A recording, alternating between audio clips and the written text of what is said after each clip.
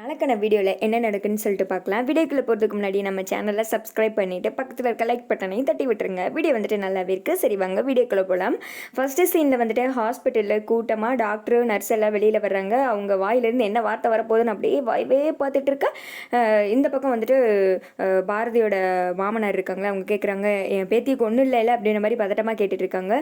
என்ன நடந்துச்சு என்ன எதுன்னு உங்களுக்கு ஒன்றுமே புரியல. மெடிக்கல் மிராக்கிள் பேபி வந்துட்டு இப்போ ரொம்ப நல்லா இருக்குது, நீங்கள் போய் பாருங்க அப்படின்னு சொல்லிட்டு டாக்டர் கிளம்பிடுறேன், நல்ல செய்தி சொல்லியிருக்காங்க அப்படின்னு சொல்லிட்டு எல்லாருமே ரொம்ப சந்தோஷப்படுறாங்க. அந்த சைடு ஆதியோட அம்மா அந்த ஸ்வேதாக்கெல்லாம் இப்போ தான் வந்துட்டு உசுரே வந்திருக்கு. பாதி உசூரில் தொங்கிட்டு இருந்தவங்க குழந்தை நல்லா இருக்குன்னு சொன்னதுக்கப்புறம் தான் அப்பாடா அப்படின்னு சொல்லிட்டு நின்றுட்டு இருக்காங்க.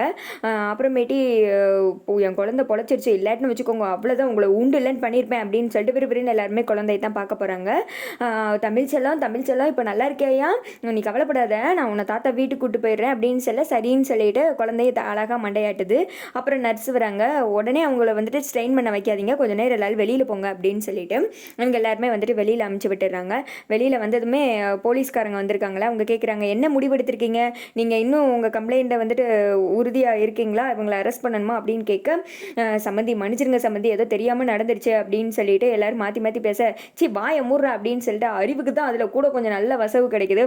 அப்படியே அவனை காதோறும் ஒன்று போடுங்கடே அப்படின்ற மாதிரி தான் இருக்குது. இவரோட ஆக்டிங் வந்துட்டு எப்போவுமே நல்லா இருக்கும், மாஸ் பண்ணுவார். அது மாதிரி தெரிக்க விட்டுக்கிட்டு இருக்காரு, அறிவை பிடிச்சி கொடன்னு குடஞ்சி வசமாக வைகிறாரு. அதுக்கு மேலே ஆதியோட அம்மாவெல்லாம் அவ்வளோதான், ஆத்தாடி என்னை யாரும் தேட வேண்டாம் அப்படின்னு எழுதி வச்சுட்டு அந்த அம்மா ஓடிடும் போல, அந்த அளவுக்கு வசவு கிழிக்கிறாரு. அப்புறமேட்டு ஸ்வேதா அழுகுறாங்க, என்னை மன்னிச்சிருங்க, எல்லாத்துக்கும் நான் தான் காரணம், அவள் இப்படி மாடியிலேருந்து விழுவா, நான் எதிர்பார்க்கவே இல்லை, சும்மா விளாண்டுட்டு தான் இருந்தோம், ஆனால் தற்செயலாக விழுந்துட்டேன், என்னை மன்னிச்சிருங்க, எல்லாத்துக்கும் நான் தான் காரணம் அப்படின்னு சொல்லிட்டு பயங்கரமாக கெஞ்சுறாங்க.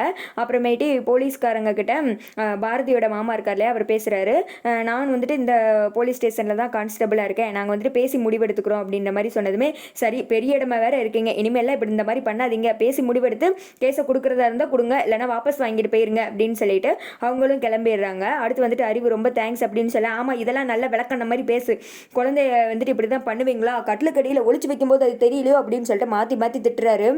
இப்படிலாம் நடக்கும்னு எதிர்பார்க்கல அப்படின்னு சொல்ல, வாயை மூடுங்க, நீங்களாம் மனுஷங்க தானா, கொலகார கூட்டங்க அப்படின்னு சொல்ல, பாரதியோட அத்தை வேற இங்கிட்டு சும்மா இருக்காம, ஏங்க நம்ம குழந்தெல்லாம் இனி இவங்க வீட்டில் இருக்கக்கூடாது, நம்ம கூட கூட்டு போயிடுவோம் அப்படின்றாங்க.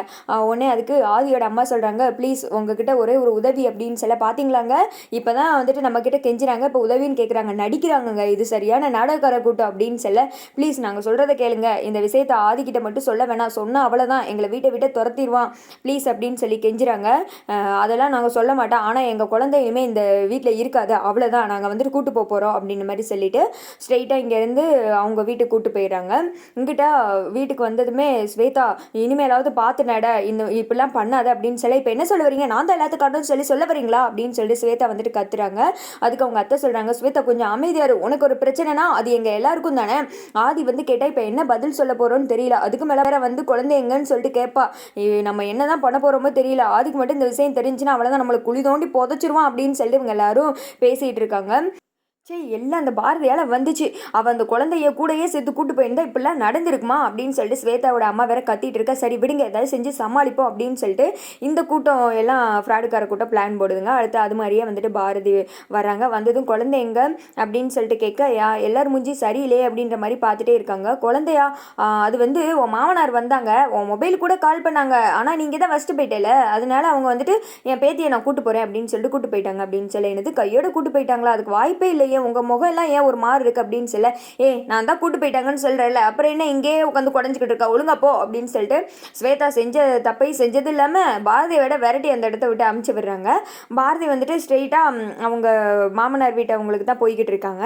இங்கிட்டு வந்துட்டு இவங்க பயத்தில் இருக்காங்க. அப்போ ஆதியோட அம்மா சொல்கிறாங்க, தப்பு மேலே தப்பு பண்ணுற மாதிரியே தோணுது, பாரதி வந்து கேட்டால் பேசாமல் நடந்தது எல்லாத்தையும் சொல்லியிருக்கலாம், அதை விட்டுட்டு இப்படி மாமனார் கூட்டு போயிட்டாங்கன்னு சொல்லியிருக்கோம், போச்சு என்ன நடக்க போகுதுன்னு தெரியல, ஆதிகிட்ட சொல்லிடுவோம் அவ்வளோதான் அப்படின்னு சொல்லிட்டு பயத்தில் இருக்க, அமைதியாக இருங்க பார்த்துக்கலாம் அப்படின்னு சொல்லி இவங்க பேசிகிட்டு இருக்கும்போதே ஆதி வந்துடுறாங்க. ஐயோ போச்சு, ஆதி வந்துட்டு எனக்கு தலையெல்லாம் சுத்துதப்பா அப்படின்ற மாதிரி இதுங்கெல்லாம் பயந்துட்டு இருக்குதுங்க.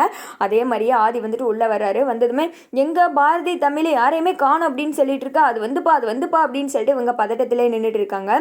அங்கிட்டு வந்துட்டு பாரதி வந்துட்டு தமிழை தேடி போயிருக்காங்களே, அவங்க மாமனார் காருக்கு எதிரே ஆட்டோ போய் நிற்கிது. அவங்களும் வெளியில் வராங்க. என்னாச்சு மாமா, வீட்டில் வந்து கேட்டால் நீங்கள் தமிழை கூட்டு போயிட்டீங்கன்னு சொன்னாங்க, என்னாச்சு அப்படின்னு கேட்க, ஓஹோ அந்த ஃப்ராடுக்கார கும்பல் அது மட்டும் தான் சொல்லிச்சாமா, நடந்தது எதுவும் சொல்லலையா அப்படின்னு சொல்ல, என்னதான் சொல்கிறீங்க, ஒன்றும் புரியலையே, நீங்கள் கூட்டு போயிட்டீங்கன்னு மட்டும்தான் சொன்னாங்க அப்படின்னு சொல்ல, அது தப்பிக்கிறதுக்கு இப்படி தான் சொல்லுங்க போல அப்படின்னு சொல்லிட்டு நடந்ததை வந்துட்டு எல்லாத்தையும் சொல்லலான்னு வர்றாங்க. அதுங்களையும் ஓடி போய் தமிழை பார்க்குறாங்க. மண்டையில் கெட்டெல்லாம் போட்டிருக்கு.